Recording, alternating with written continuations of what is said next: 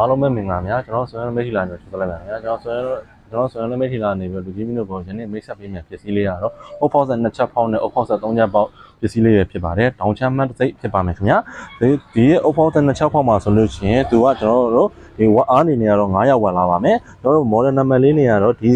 ZC02-20 အနေနဲ့ဖြစ်ပါမယ်ခင်ဗျာကျွန်တော်ဒီအုတ်ဖောက်ဆက်3ချက်ဖောက်မှာဆိုလို့ရှိရင်သူကရိုက်ဖောက်တာလည်းပါပါမယ်ဒီ vibrate လည်းပါပါမယ်ခင်ဗျာသူ့ရဲ့ဝက်အားနေနေရတော့10ရောက်ဝက်ဖြစ်ပါမယ်ခင်ဗျာကျွန်တော်ဒီသူ့ရဲ့လာတဲ့ model number လေးကတော့ DZC05-26B ပဲဖြစ်ပါတယ်ခင်ဗျာကျွန်တော်ဒီတောင်ချမ်းမစိတ်ပစ္စည်းတွေဆိုလို့ရှိရင်အမောက်ခံဘိုင်းမှာလည်းစိတ်ချရတယ်လို့ကျွန်တော်ဒီပိုပစ္စည်းမှာလည်းပေါ်များပါတယ်ခင်ဗျာကျွန်တော်ဒီ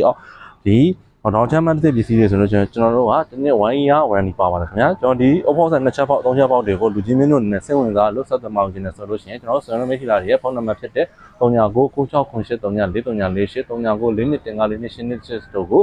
ကျွန်တော်ဆက်သွယ်စုံစမ်းမေးမြန်းဝေယူအပ်နိုင်ပါခင်ဗျာအားလုံးကိုကျေးဇူးတင်ပါတယ်ခင်ဗျာ